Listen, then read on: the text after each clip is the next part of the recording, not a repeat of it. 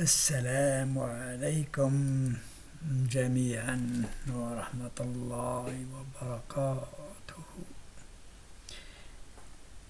Il y a 3 versets du Coran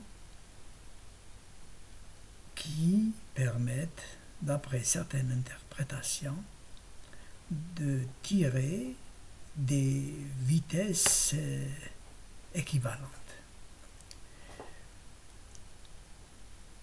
Le thème d'aujourd'hui s'intitule les rapports de vitesse pour les expressions de 3 versets du Coran. Je commence par le troisième, car cette interprétation est très connue. في يوم كان مقداره 50,000 سنة. On connaît le résultat de la vitesse de 60 km/h ou de 16 mètres secondes, qui est la vitesse moyenne d'un cheval, en considérant que les anges parcourent les cieux à la vitesse de la lumière. Pour l'autre verset, pour le verset 32,5, où في يوم كان مقداره 1000 سنة مما تعدون. C'est facile à trouver. Il suffit de faire les calculs et on trouve 3000 km/s.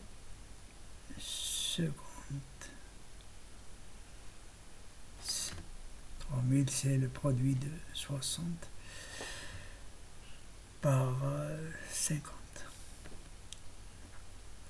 ou environ 800 mètres secondes.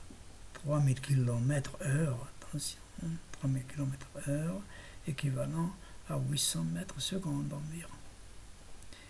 Et enfin, le verset Laylatul Qadr khayrun min alfin shahr, une interprétation rarissime,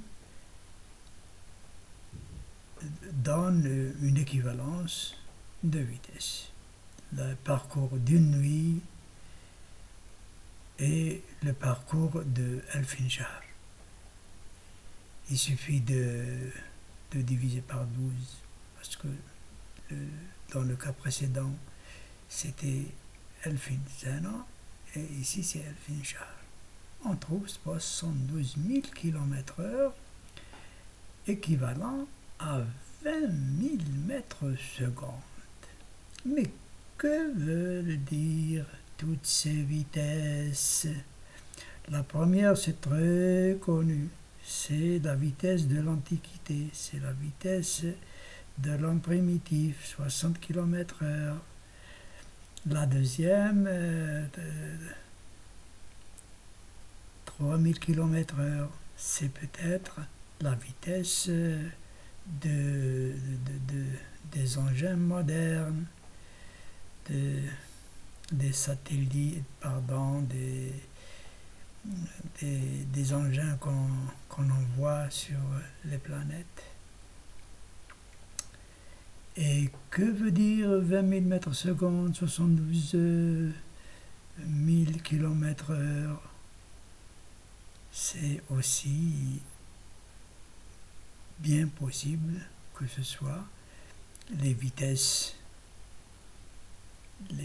limites que l'homme atteindra vers la fin des temps, bien sûr, vitesse sur Terre ou bien entre les planètes. C'est des calculs rapides, c'est des hypothèses de travail, c'est des suppositions. C'est juste un petit thème. Merci d'avoir suivi cette vidéo. je vous dis salam alaikum jami'an wa rahmatullahi wa barakatuh.